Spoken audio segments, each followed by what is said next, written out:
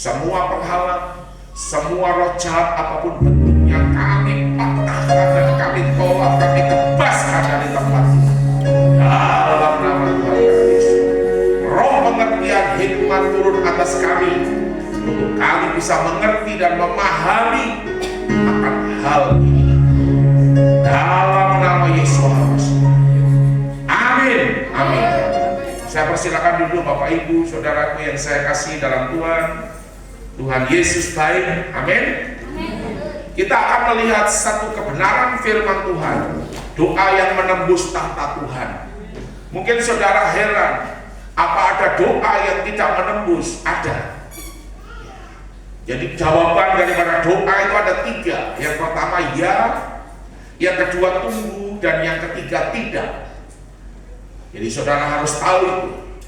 Jadi kalau kita berdoa sesuai dengan kehendak Tuhan, maka jawabannya ada 2, ya dan tunggu. Nah, tunggu ini adalah persoalan di mana kita harus membereskan ya, hidup kita dengan Tuhan. Itu yang pertama. Jadi kalau ada dosa, ada apa itu kita harus selesaikan. Yang kedua, Tuhan seringkali membentuk dan memproses kita melalui doa. Ada orang yang mengatakan bahwa saya sudah berdoa sekian tahun tidak ada jawaban. Saudaraku, sebenarnya Tuhan itu telinganya tidak tuli, tetapi itu ada persoalan. Yang pertama, yang kedua, melalui doa ini Tuhan juga membentuk dan memproses kita. Jadi ada waktunya doa itu akan dijawab oleh Tuhan. Amin. Nah, kita lihat sekarang doa yang bisa menembus di dalam alam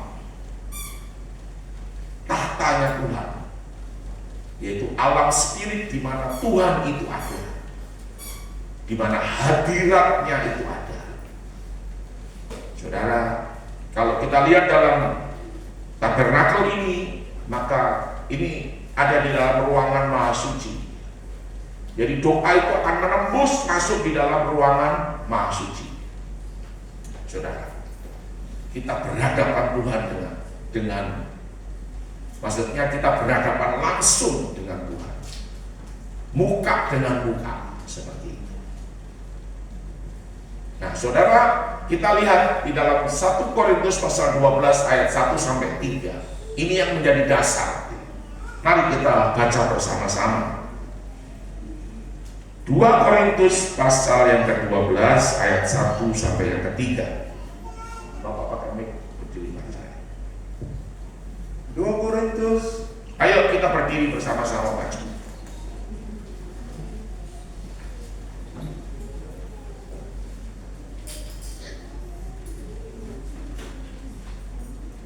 Sudah dapat semua? 2 Korintus pasal 12 ayat 1 sampai yang ke-3.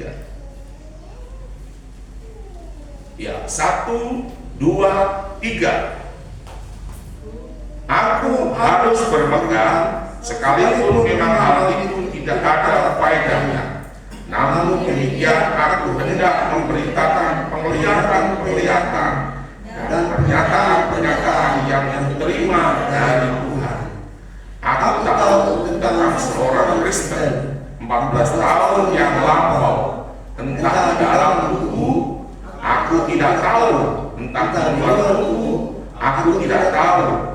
Elohim yang mengetahuinya.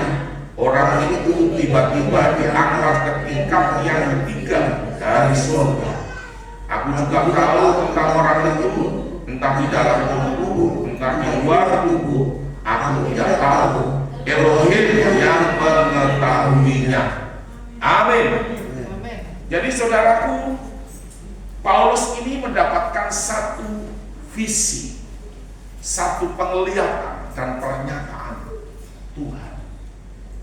14 tahun yang lalu dia cerita di dalam kitab Korintus ini bahwa entah itu di dalam tubuh, entah itu di luar tubuh, aku tidak tahu. Tetapi dia dibawa kepada tingkat yang ketiga dari surga. Kalau kita baca ayat 4 itu Firdaus, ya. Jadi surga itu ada tingkatannya. Di surga sendiri yaitu alam yang ketiga, yaitu tahta Tuhan, kerajaan surga. Itu ada tingkatannya. Tapi kita tidak bicara tingkatannya.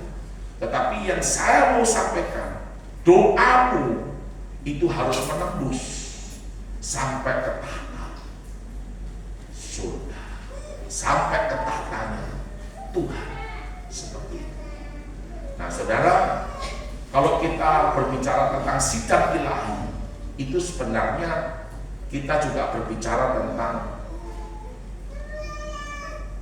ruangan maha suci. Kita berhadapan dengan Tuhan, membawa semua persoalan ke hadapan Tuhan. Nah, saudara, jawabannya tadi saya sudah uraikan, ya, tunggu dan tidak, seperti itu. Nah kita lihat, jadi kalau kita lihat, saudara harus pahami dan mengerti ini adalah alam tingkat 1.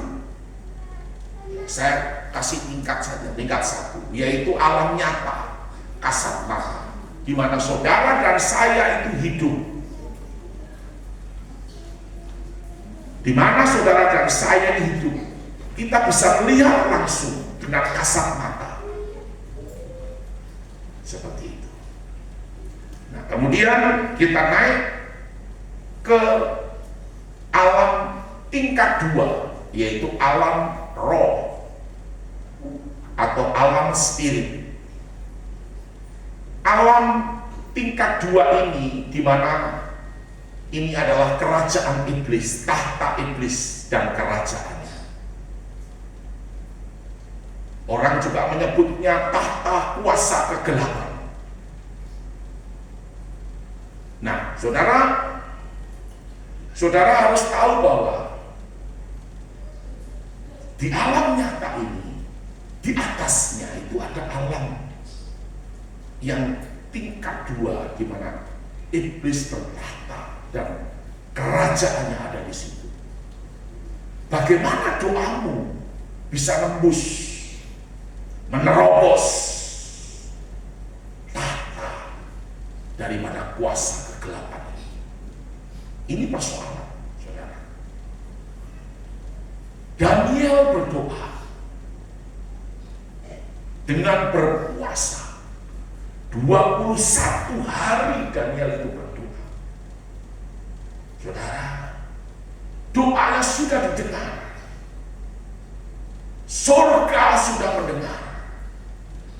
Dan surga mengirimkan malaikat yang bernama Gabriel. Malaikat itu turun, saudara, dan dihadap di sini. Penguasa Persia, penguasa Persia itu menghadap Gabriel. Terjadilah satu peperangan di sini, saudara. Ditata iblis dan kerajaannya. Alam tingkat 2, yaitu alam roh atau alam spirit. Sehingga Daniel di bawah menunggu 21 hari lamanya, dia harus menunggu untuk mendengarkan jawaban, untuk menerima jawaban dari surga.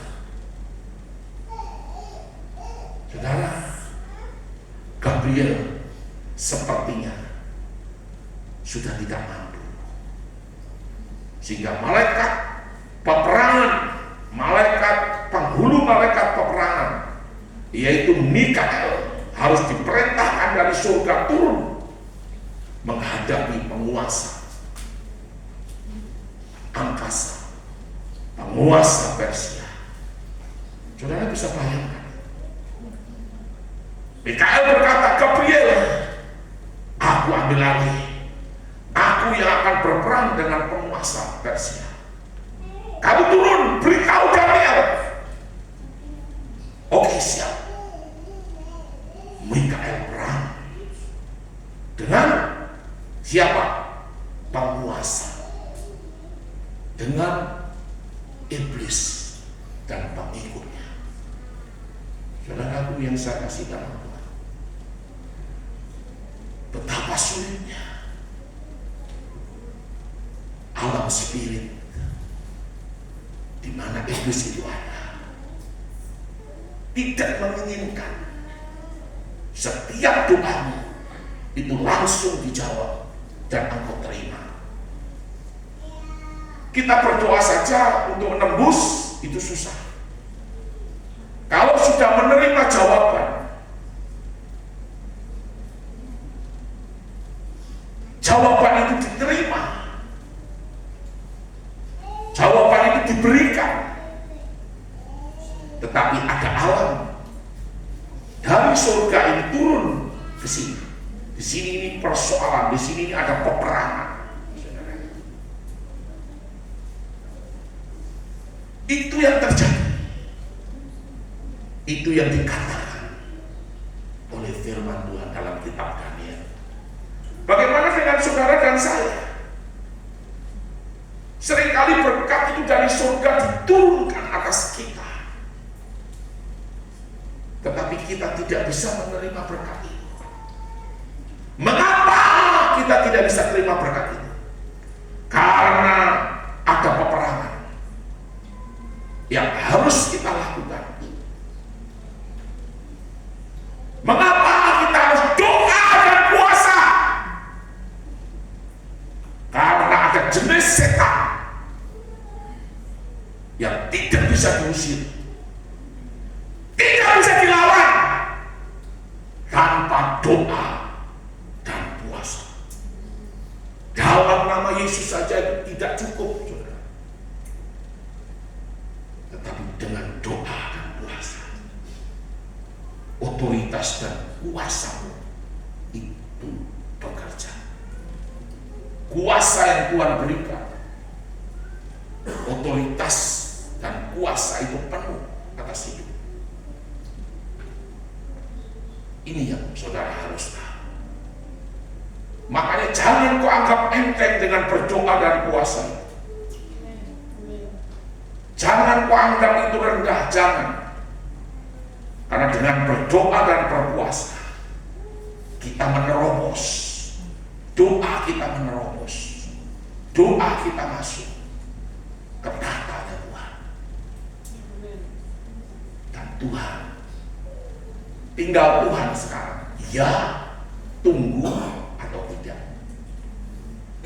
Contoh saja nih, seorang pemuda, Tuhan, saya mau. Dia berdoa dan berpuasa rajin. Salah satu doanya adalah dia minta penolong. Dia minta nona yang cantik, begitu, rambutnya panjang, bodinya bodi gitar, begitu. Saudara, lalu plus dia bisa berdoa, dia setia kepada Tuhan, dia setia doa syafaat. Mungkin juga permintaannya lagi satu, karena laki-laki ini anak Tuhan, dia bisa masak yang enak. Saudaraku, tambah lagi dia bisa main musik. Waduh, ini susah, saudara. Tetapi surga mulai mencari. Amin. Dia mulai cari. Adakah di dunia ini orang yang diminta oleh anakku, Pak Ijo? Namanya Pak Ijo. Saudara, ada. Begitu surga lihat, oh ada. Bagaimana caranya mempertemukan? Itu juga persoalan lagi. Tapi anak laki-laki ini terus berdoa dan terus berdoa. Sehingga satu saat dia bertemu. Dan Tuhan berkata, nak, itu loh jodohmu. Yang betul Tuhan. Lalu biasanya kalau Tuhan berbicara, itu jodohmu. Dari pihak perempuan juga akan diberitahu. Itu loh jodoh. Sama. Karena pernyataan Tuhan itu tidak pernah sepihak, tidak pernah. Pasti selalu sama. Itu yang saya melayani, dan saya dengan istri saya itu sama. Dapat pernyataan sama. Betul, saudara. Ini nona-nona tertawa-tertawa semua. Mungkin dong berdoa ke apa?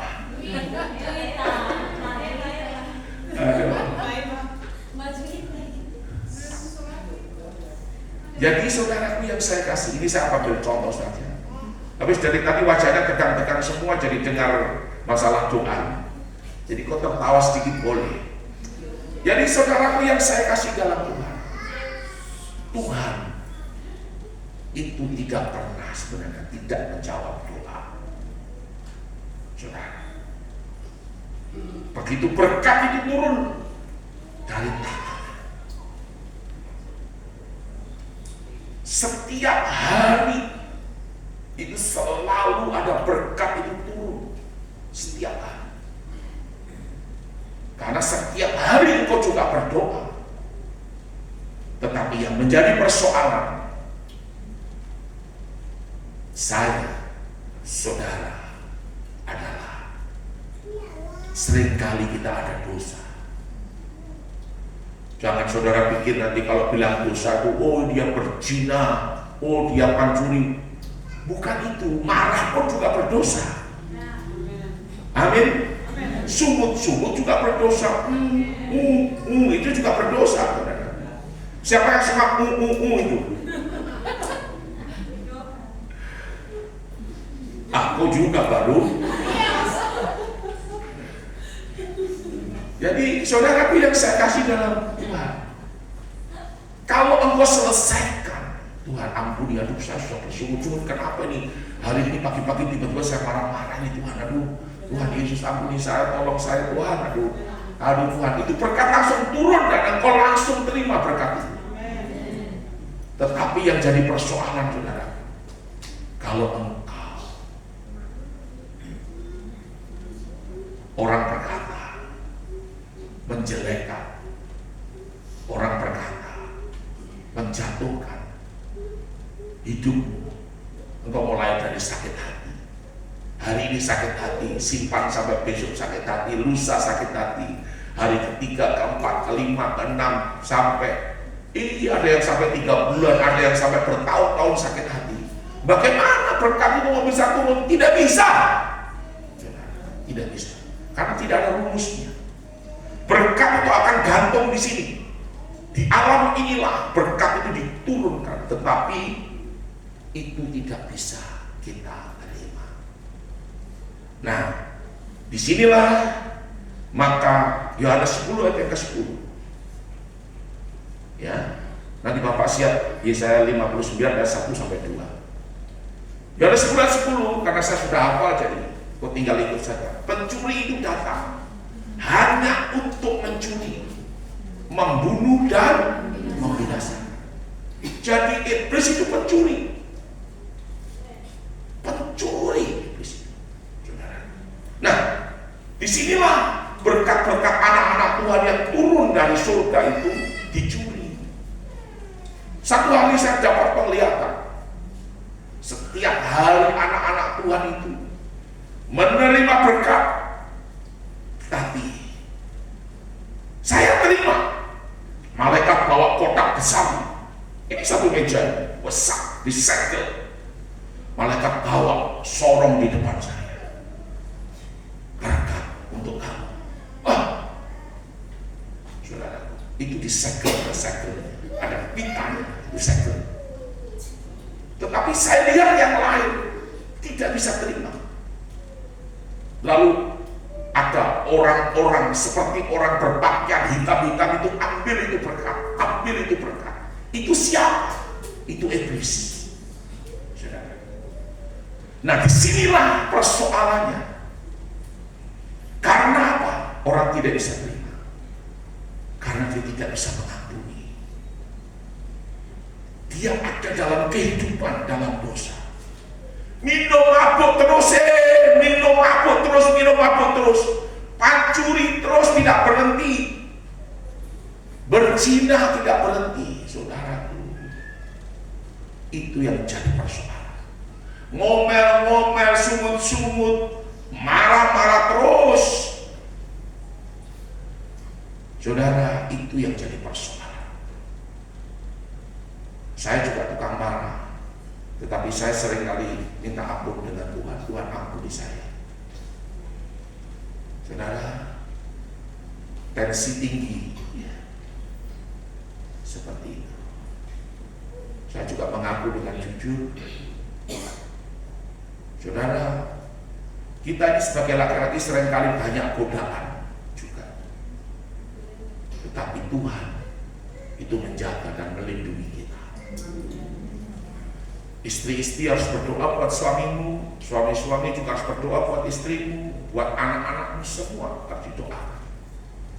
Saya berdoa untuk jemaat dan lain sebagainya.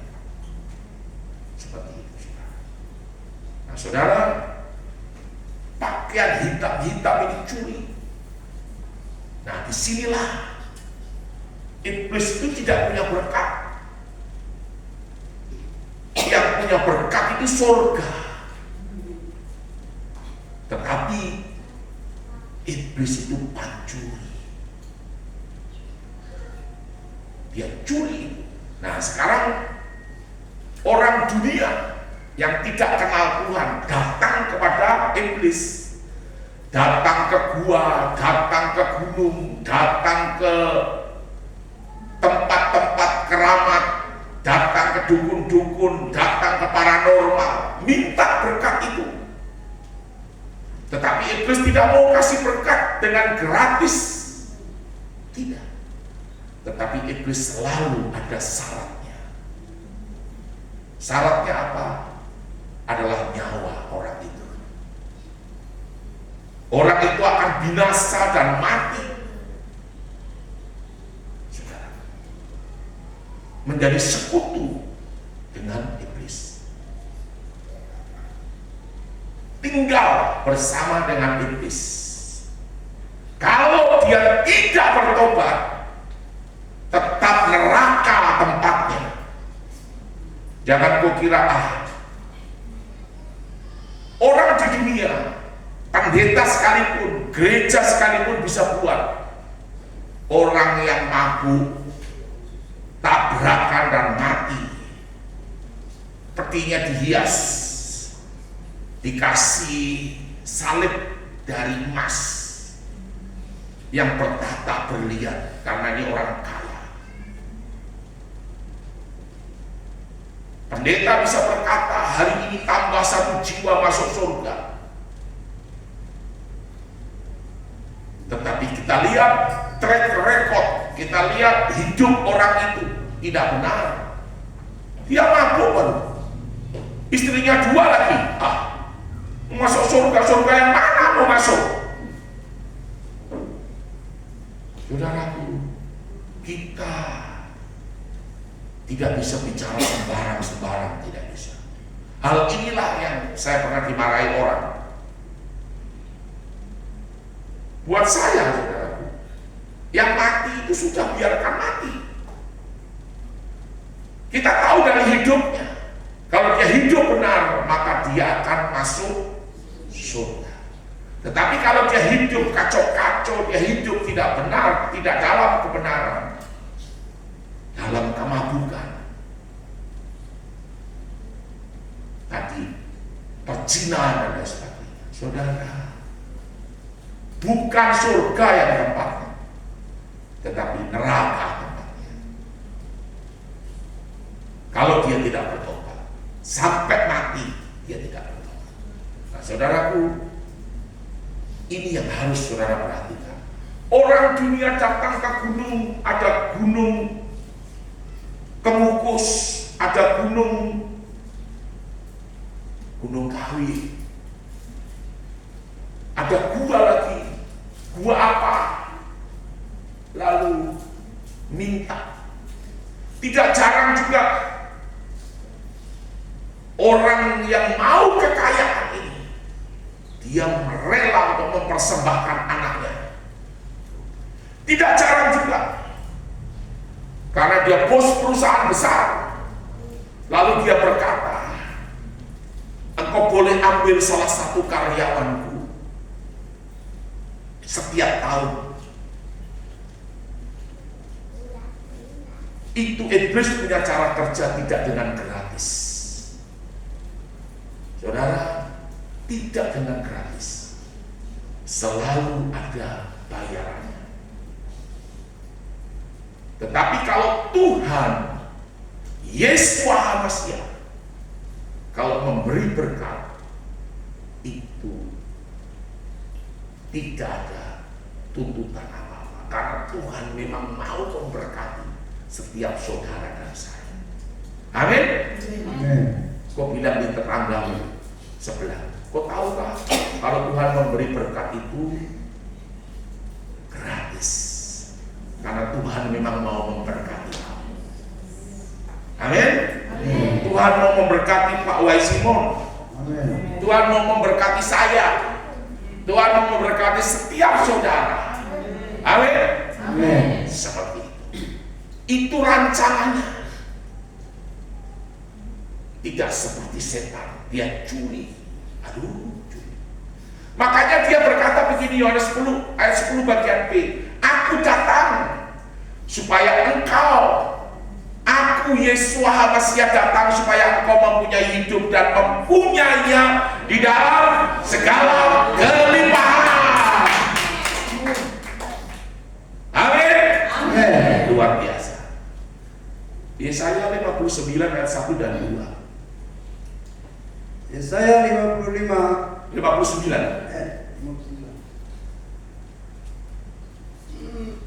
Saudara, ini juga yang menjadi penghalang.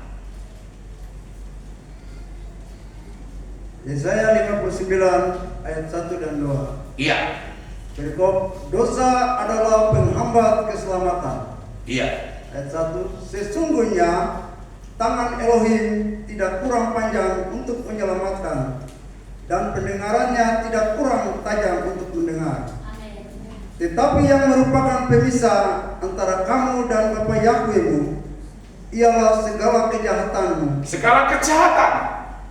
Dan yang membuat dia menyembunyikan diri terhadap kamu sehingga ia tidak mendengar ialah segala dosamu. Segala dosamu.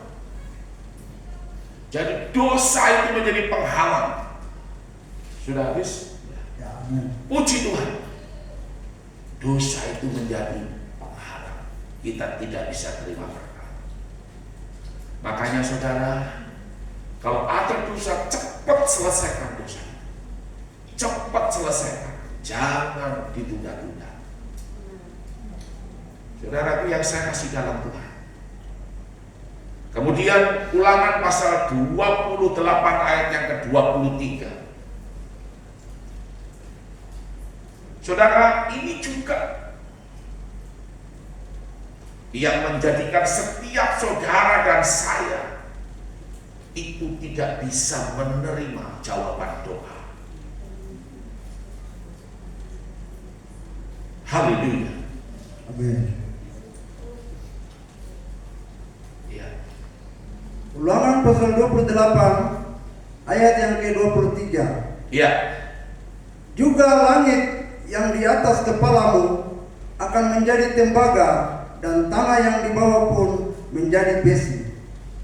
Saudaraku, langit di atas kepalamu itu menjadi tembaga. Saudaraku, artinya itu ada kutuk, ada dosa yang tidak diselesaikan. Orang pikir tidak apa-apa, dosa kecil saja, bohong kecil, bohong putih.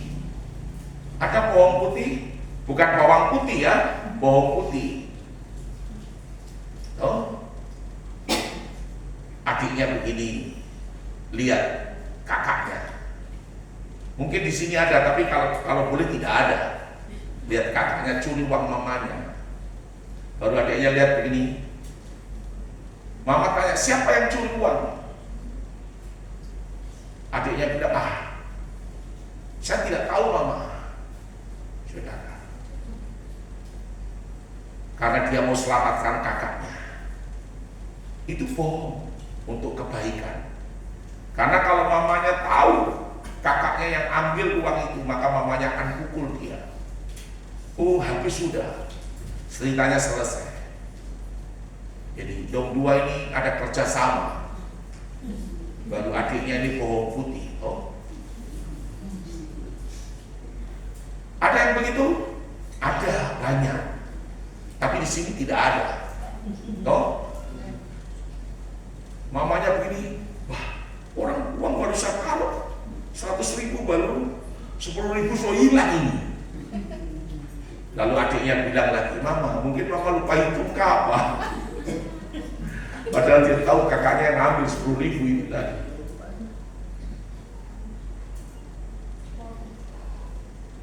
Seperti itu. Bohong untuk melindungi, bohong untuk menjaga orang lain supaya namanya tetap baik. Itu namanya bohong putih, bukan bawang putih. Kalau bawang putih dimasak enak. Haleluya. Nah, saudaraku yang saya kasih dalam Tuhan, ini kalau kita tidak selesaikan, bohong demi bohong, tipu demi tipu, sedikit-sedikit terus, saudaraku, itu langit menjadi tembaga. Doamu tidak bisa menembus, doamu tidak bisa naik dari sini, dari alam nyata ini tidak bisa menembus karena ada kuasa kegelapan, ada tahta iblis dan kerajaan. Ini alam spirit tingkat yang kedua, alam roh. Alam tingkat 2 yaitu alam spirit atau alam roh, di mana iblis dan kerajaannya itu ada. Orang menyebutnya ini adalah tahta kuasa kegelapan. Dia berkuasa di sini. Nah,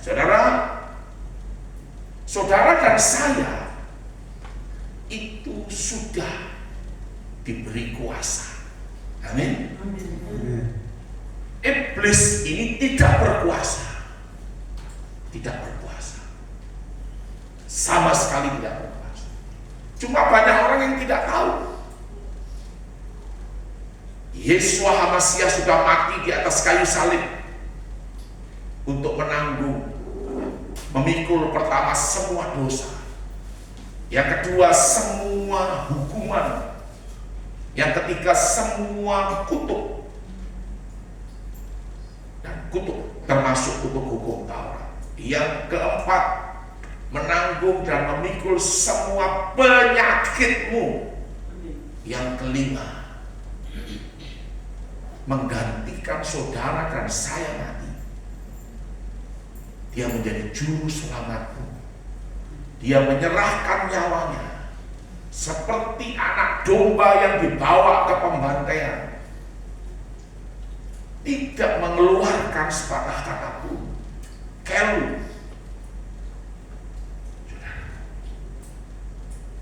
Itu Tuhan kita menyerahkan nyawanya menjadi pengganti, dikorbankan untuk saudara dan saya.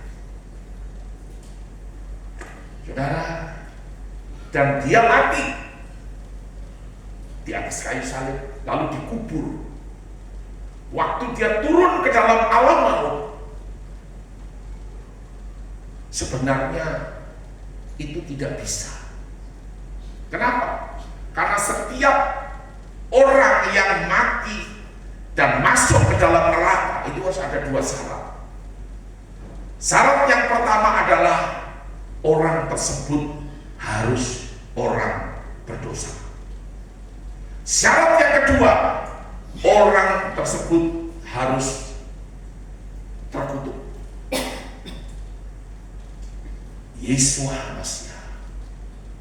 Yesus Kristus, dia bisa masuk ke dalam alam maut karena dia memenuhi dua syarat ini.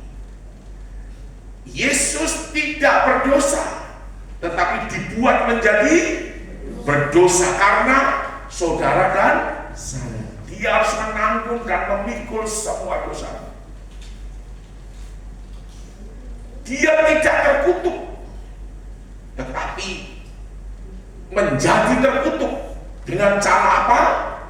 Matinya digantung di atas kayu salib.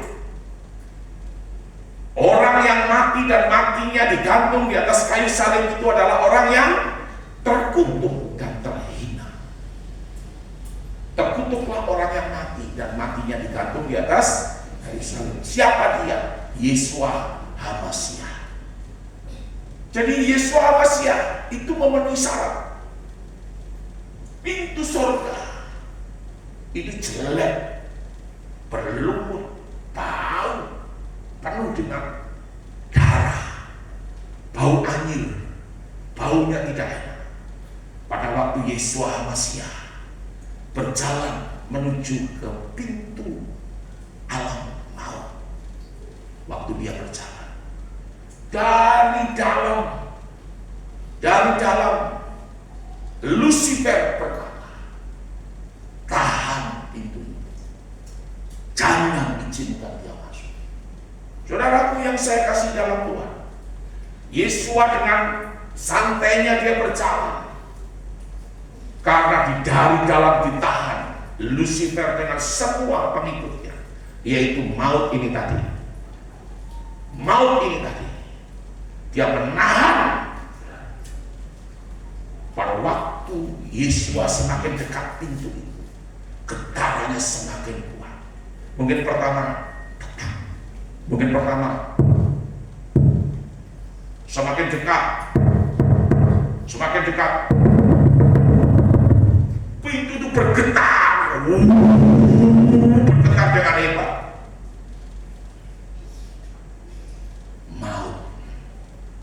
Alam maut tidak dapat menahan pintu itu karena Yeshua HaMashiach memenuhi syarat dan dia masuk melalui pintu itu.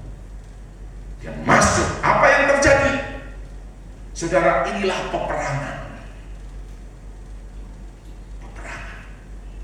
Dia mati di atas kayu salib dan dia masuk ke dalam alam maut, alam kubur, alam maut, menginjak iblis diinjak,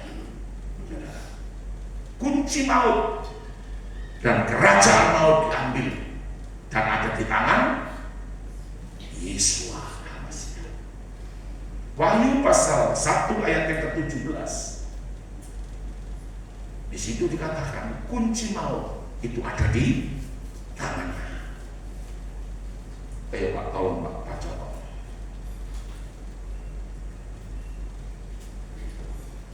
Wahyu pasal 1 ayat yang ke-17 dan 18. Ketika aku melihat dia, tersungkurlah aku di depan kakinya sama seperti orang yang mati. Tetapi ia meletakkan tangan kanannya di atas kepalaku, di atasku, lalu berkata, jangan takut, Aku adalah yang awal dan yang akhir. Aku adalah yang awal dan yang akhir. Yeshua HaMashiach itu Alfa dan Omega, yang awal dan yang akhir, Alfa dan Omega.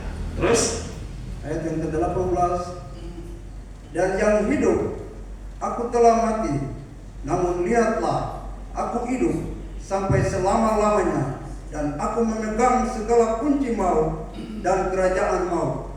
Kunci maut dan kerajaan maut itu dipegang di tangan Yeshua HaMashiach. Dia sudah mengalahkan maut. Itu yang pertama dia kerjakan. Memporak-porandakan neraka. Yang kedua, dia membebaskan tawanan. Saudara, pintu-pintu orang-orang yang ditawan, yaitu orang-orang yang pada waktu itu Yeshua HaMashiach belum datang dan Injil belum diberitakan. Tetapi mereka ini adalah orang-orang kudus. Itu dibongkar semua. Saudara, saya ulang sedikit. Pada waktu dia masuk dan pintu maut ini bergetar, pintu itu terbuka, di bumi terjadi gempa bumi. Amin. Amin. Gempa bumi hebat, angin badai hebat. Tabir, di sini ada namanya kain tabir. Ini pintu gerbang, ini pintu kemah, dan ini adalah pintu tabir atau kain tabir. Ini terbelah dan terbakar, sehingga tidak ada batasan lagi. Saudara, orang bisa langsung memuji dan menyembah, mencari penciptanya di ruangan maha kudus, ruangan maha suci. Saudaraku, Yeshua HaMashiach ambil itu kunci maut setelah dia masuk ke dalam alam maut, masuk ke dalam neraka, dan kubur-kubur orang kudus, kubur-kubur orang suci itu pecah. Itulah panen sulung. Di depan akan ada panen raya. Pada saat Tuhan Yesus datang, pertama adalah orang yang mati dan matinya di dalam Tuhan. Kubur-kubur mereka ini akan pecah. Kubur-kubur mereka ini akan semua akan pecah semua. Lalu dalam sekejap itu akan diubah menjadi tubuh kemuliaan, dan mereka akan pergi menyongsong Tuhan. Yang kedua, pada waktu Tuhan Yesus HaMashiach itu datang, bukan menginjakkan bumi, tapi di awan-awan. Dia, saudara, orang yang masih hidup dalam sekejap mata diubah dari tubuh yang dapat mati, diubah menjadi tubuh yang tidak dapat mati. Dari tubuh yang dapat binasa diubah menjadi tubuh yang tidak dapat binasa. Dalam sekejap, pada waktu bunyi nafiri terakhir, trompet sangkakala itu berbunyi. 1 Korintus pasal 15, 51, 52, 53. 1 Tesalonika pasal 14 ayat 6 dan 7. Malaikat tiup trompet sangkakala, Tuhan sendiri akan turun dari surga. Mereka yang mati dan matinya dalam Tuhan, kubur-kubur mereka akan pecah, dan mereka akan diubah dalam sekejap. Yang masih hidup akan diubah dalam sekejap. Pada waktu bunyi nafiri terakhir, saudara, perhatikan perhatikan dengan sesama. Kok larinya ke sini ya? Saudara, Yesus Maha sudah mengalahkan maut. Amin. Kuasa itu sudah diberikan kepadamu. Lukas 10 ayat yang ke-19. Coba saudara lihat Lukas 10 ayat 19.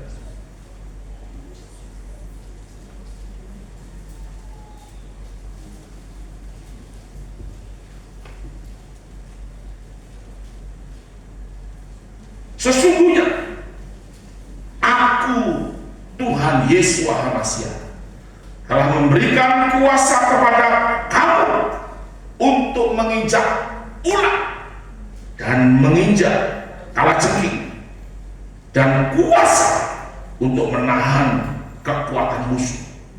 Siapa musuh kita? Musuh kita maut. Amin.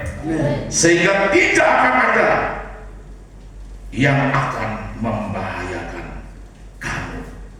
Tidak akan ada.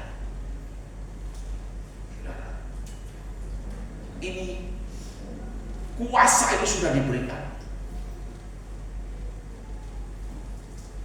Menginjak ular, menginjak kuasa-kuasa kegelapan. Tetapi karena kita ini masih hidup dalam dosa, karena kita ini masih hidup dalam dunia di mana dosa itu selalu ada, entah itu kita sengaja, entah itu tidak. Kita tidak memproduksi dosa, tetapi dalam hidup ini kita bisa keseleo menjadi orang yang berdosa.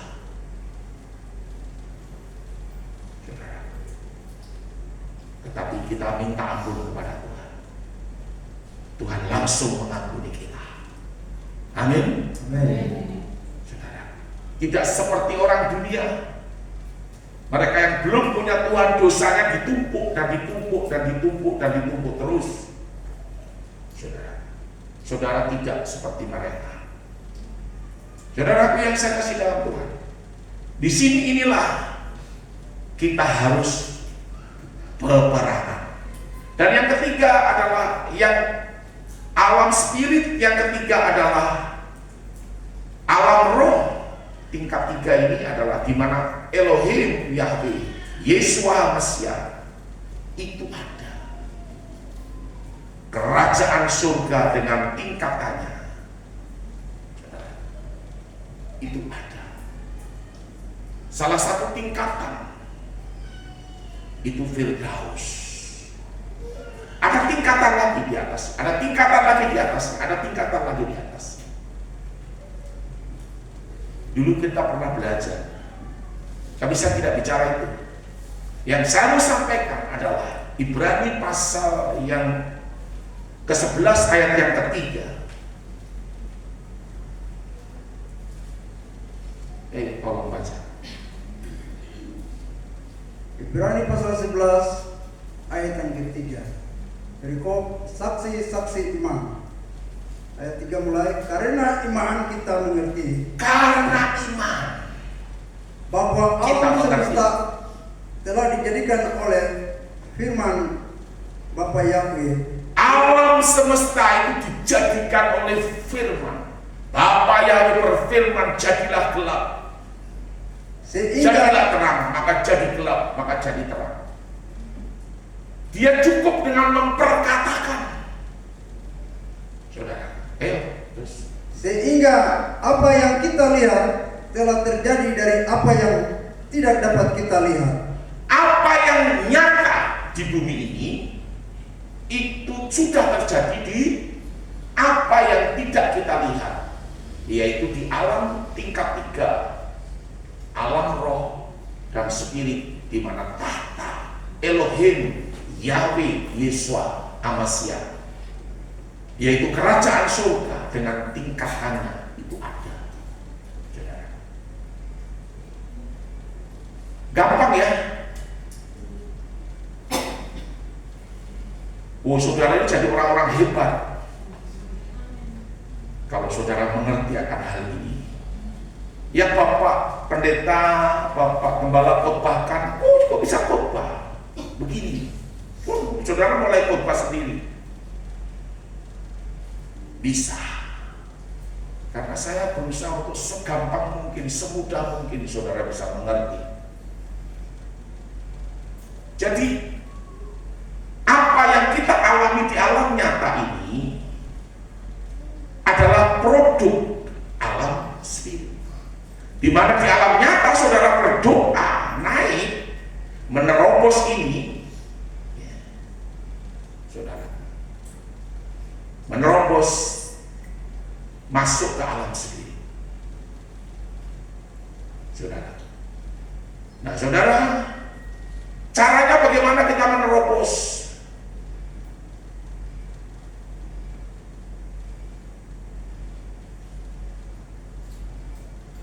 Di dalam ruangan suci ini ada 3 alat, yaitu meja roti pertunjukan firman Tuhan, kaki dian, itu adalah Roh Kudus dengan seluruh Roh Kudus dengan semua, ya. Ini kaki dia. Dan yang ketiga adalah mesbah dupa, pujian dan penyembahan kita.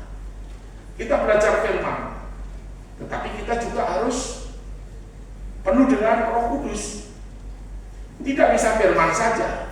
Kalau kita belajar firman saja, nanti kita jadi hakim. Coba lihat itu, banyak pendeta jadi hakim.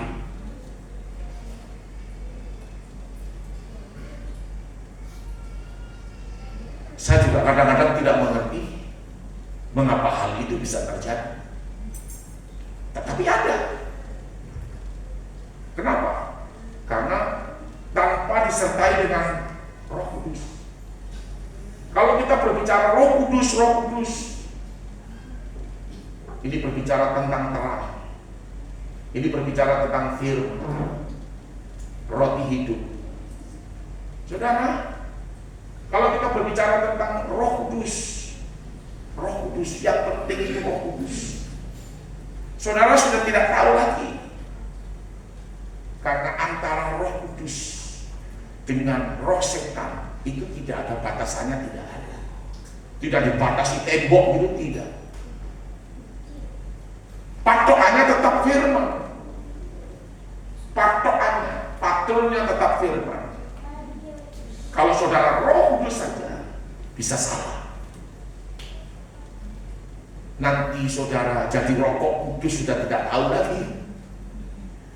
Roh Kudus berubah jadi rokok kudus.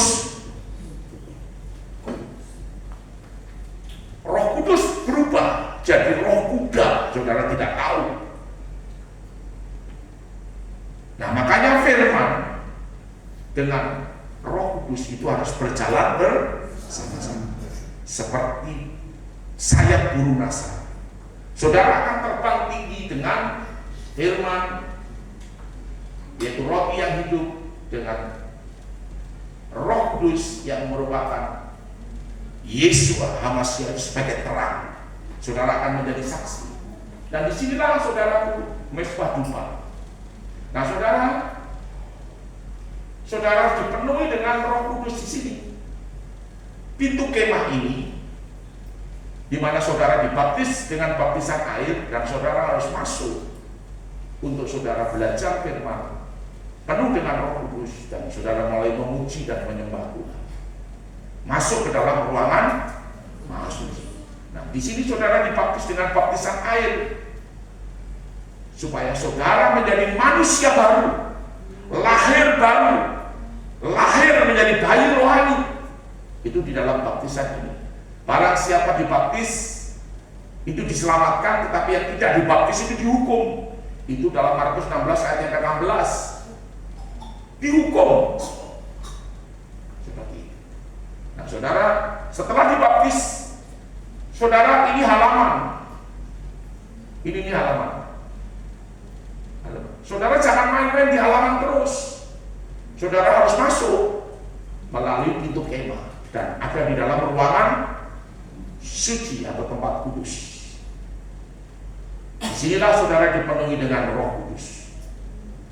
Pak Pendeta, bagaimana penuh dengan Roh Kudus? Minta bahasa-bahasa yang baru. Itu bahasa sandi. Itu bahasanya surga. Saudara,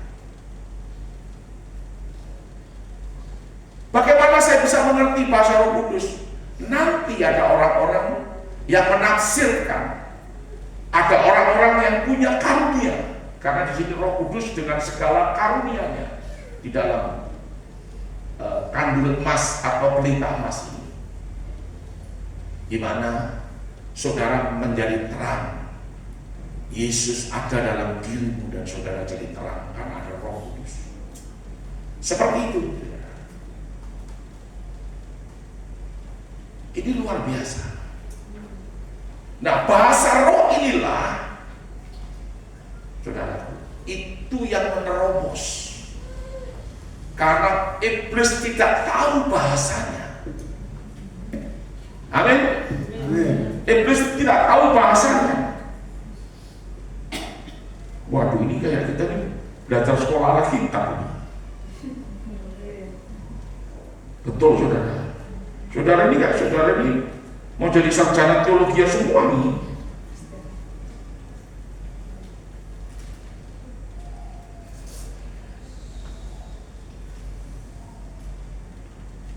Satu Korintus pasal yang ke 14 ayat 1 dan 2. 1 Korintus pasal 14 ayat 1 dan 2. Bapak baca.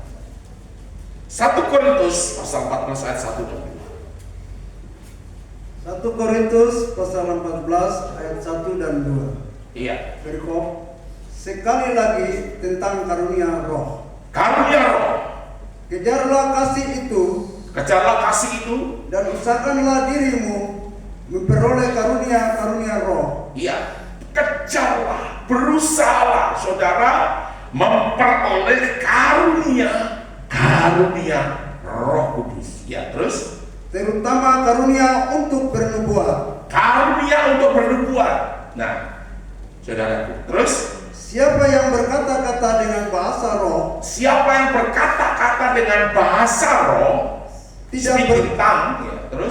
tidak berkata-kata kepada manusia,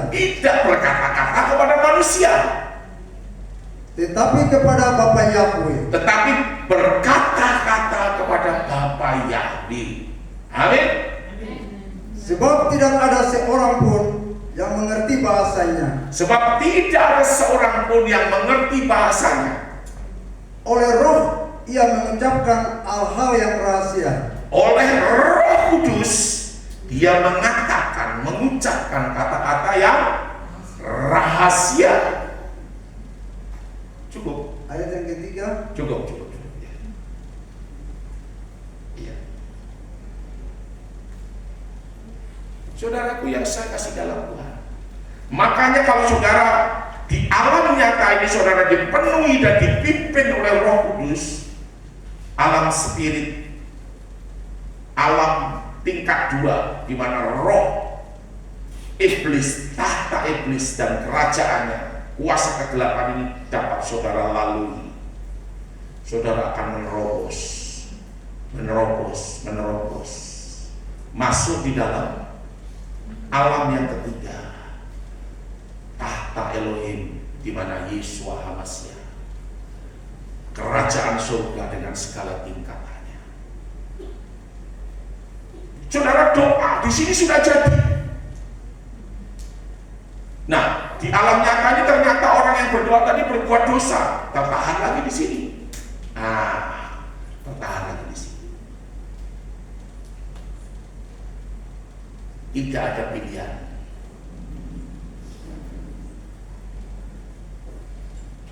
Kita harus lawan iblis. Sekalipun iblis itu seperti singa ompong. Saudara tahu singa ompong? Saudara kalau punya gigi ompong itu bahaya. Saudara tahu atau tidak? Ini ada cerita. Saudara, karena giginya ompong, dia makan bakso bulat begini, dia punya karena bisa dia telan. Waktu ditelan, saudara, rongganya mulut ini lebih kecil daripada pentolan bakso. Jadi waktu ditelan begini, temannya di sebelah dia pukul, dia mulai dipukul. Baru baksonya keluar.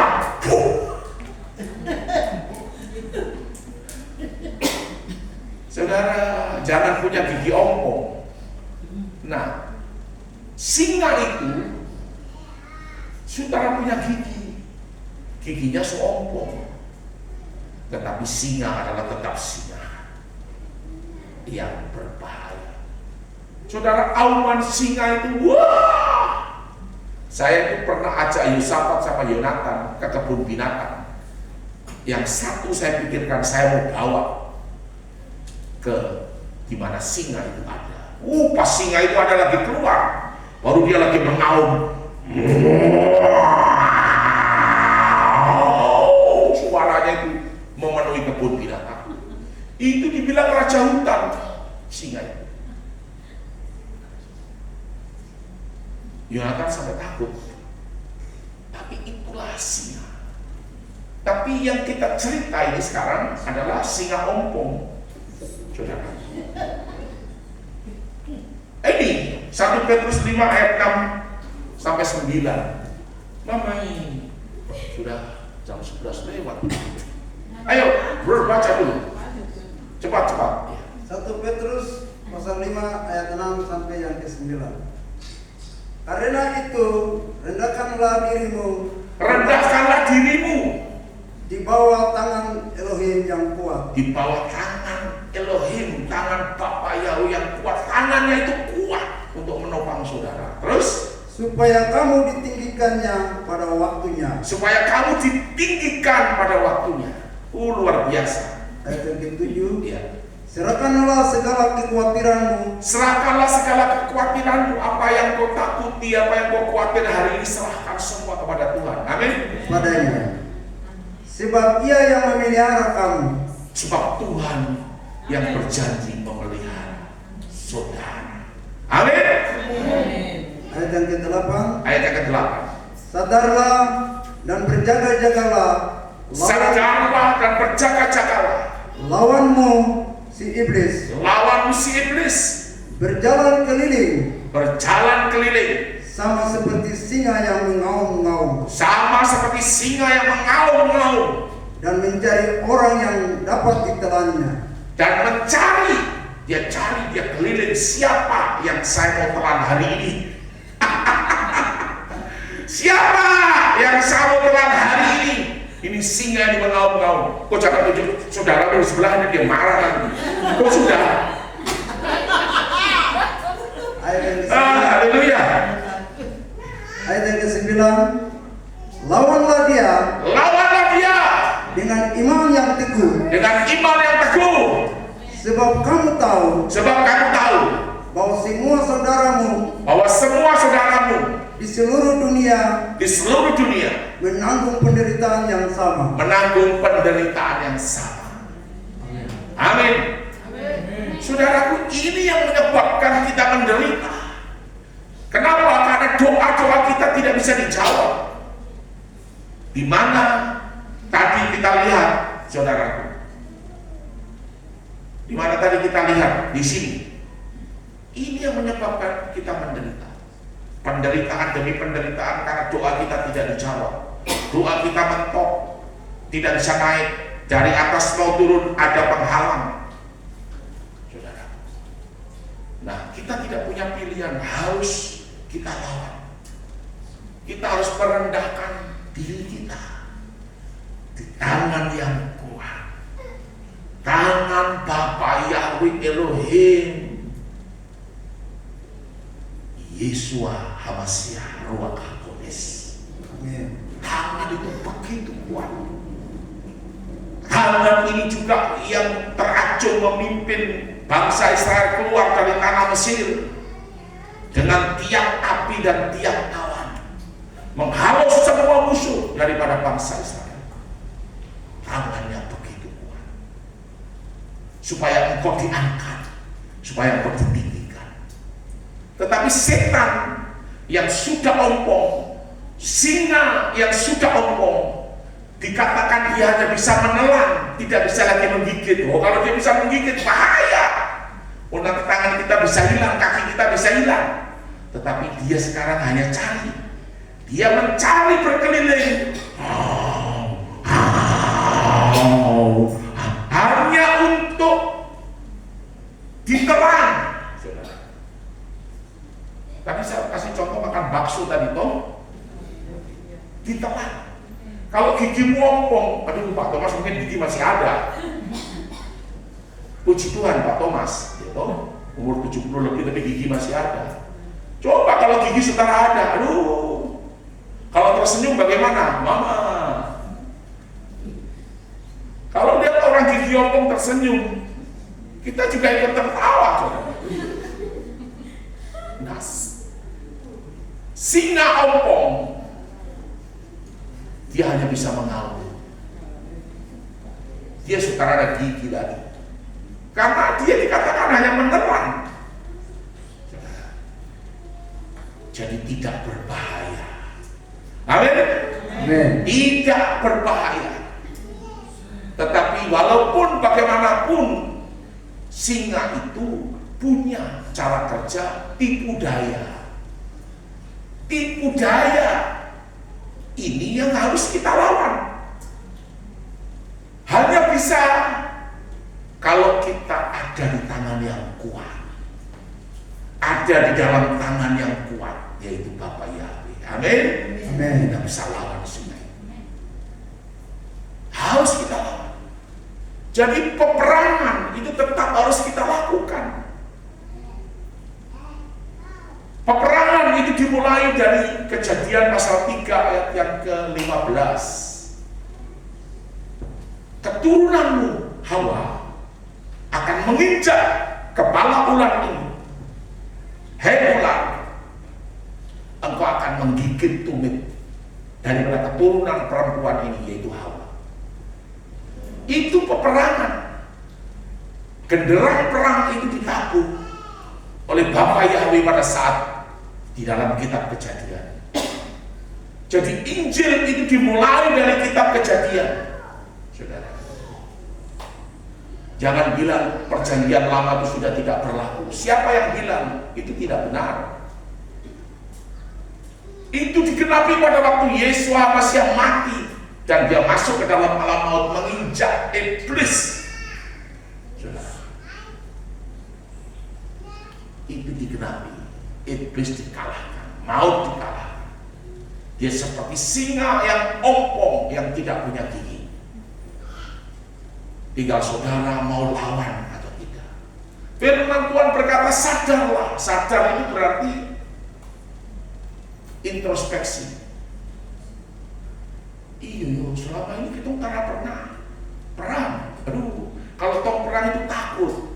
Nanti kalau perang itu biasanya ada serangan balik. Serangan baliknya itu yang tong tak tahu, nanti tiba-tiba, aduh, tak usah perang sudah. Biar setan itu jalan sudah dengan dong cara-cara. Itu juga jalan dengan tong cara. Tidak salah saudara. Kok cara itu caranya Tuhan. Kita lawan setan dengan merendahkan diri. Kuat di tangannya. Di tangan Tuhan. Kita lawan. Sadar. Itu waspada. Sadar. Itu saudaraku. Berjaga-jaga. Sadar dan berjaga-jaga. Karena lawanmu iblis ini seperti singa yang sedang mengaum-ngaum. Siap. Dia sedang mencari dan siap untuk menelan siapa saja yang mau dan bisa ditelannya. Saudara, hati-hati. Amin. Kita harus lawan. Peperangan rohani itu penting. Tetap penting. Lakukan peperangan rohani itu tiap hari. Tanpa peperangan rohani, kita tidak bisa menerima berkat penuh. Waktu saudara profetik di bumi, waktu saudara profetik di bumi, waktu saudara profetik di alam nyata ini, profetik itu naik karena itu firman punya kuasa, naik menerobos masuk di alam spirit. Nah,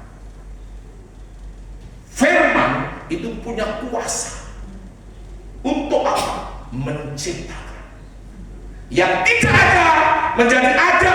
Amin. Itu firman.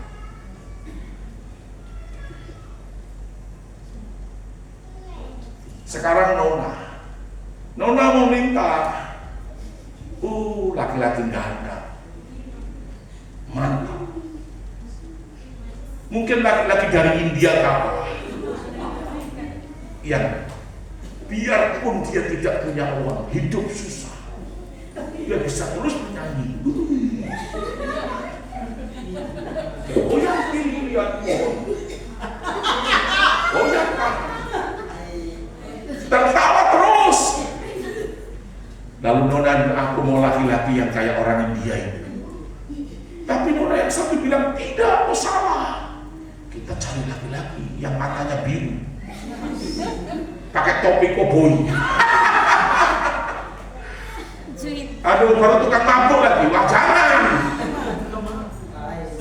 nanti kok dipukul nanti. Aduh, berdoa yang sungguh-sungguh. Kamu kok catat sungguh-sungguh yang mana? Jangan doa sembarang, sebentar minta laki-laki India, sebentar minta laki-laki Perancis, sebentar laki-laki mata biru pakai topi koboi. Jangan, catat sungguh-sungguh. Saya mau suamiku yang begini. Aduh,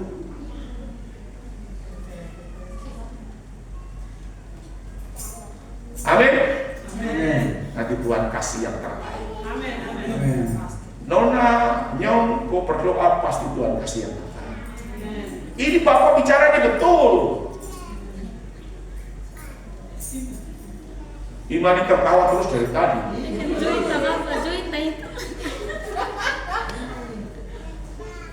Saudaraku, ini benar. Jadi saudaraku, kita minta di alam nyata ini, itu naik di alam spirit. Dan di alam spirit ini ada kuasa yang bekerja, yaitu kuasa yang menciptakan. Yang tidak ada itu menjadi ada. Amin. Kalau kau tidak punya uang, kau minta, dompetmu, kamu doakan. Memang orang bilang begini, ini pendeta ini kayaknya mungkin saudara waras ini. Mosok dompet disuruh doakan. Tidak, saudara, ini kita bicara alam. Di alam nyata kita butuh uang. Nah, uang itu datang dari mana? Masa uang datang dari langit turun, baru uangnya terbang begitu? Tidak, itu kita minta uang itu dengan Bapak kita juga di surga. Nanti Bapak di surga kasih uang, kasih berkat. Amin. Kasih apa yang kamu doakan. Doa yang menembus dari alam nyata ini ke alam roh. Firman Tuhan, saudara harus ucapkan. Baca firman Tuhan itu jangan dengan diam-diam. Baca 1 ayat, 2 ayat, mulai begini. 3 ayat sudah hilang. Tidur dalam hadiratnya. Tapi kalau kau baca firman lalu kau bicara, kau ngomong, saudaraku tidak bisa tidur dalam hadiratnya, tidak bisa. Itu punya kuasa untuk menciptakan. Kau profetik deklarasi itu jadi. Amin. Minta suami itu dicatat, deklarasikan, tidak apa-apa, apa yang salah, tidak ada yang salah. Tidak ada yang salah. Tuhan Yesus Masihi, saya mau punya suami yang begini, 1, 2, 3, 4, 5, 6. Tuhan bilang terlalu banyak sampai.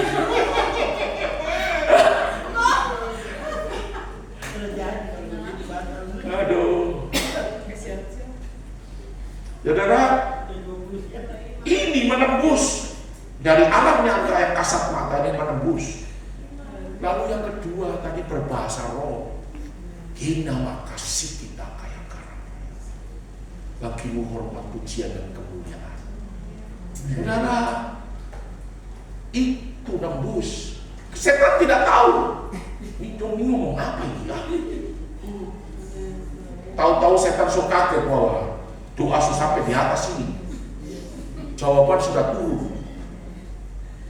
Tidak bisa ditahan. Kalau Tuhan yang sudah buka pintu, tidak ada yang bisa kalau Tuhan yang menutup, nah itu yang persoalan. Tidak bisa yang orang untuk membukanya. Mari kita naikkan satu pujian. Doa yang menembus alam spirit di mana iblis itu ada. Doa yang menembus tahtanya Tuhan di mana Yesus HaMashiach. Saudara harus paham dan mengerti akan hal ini. Amin. Puji Tuhan, Tuhan Yesus HaMashiach berkati.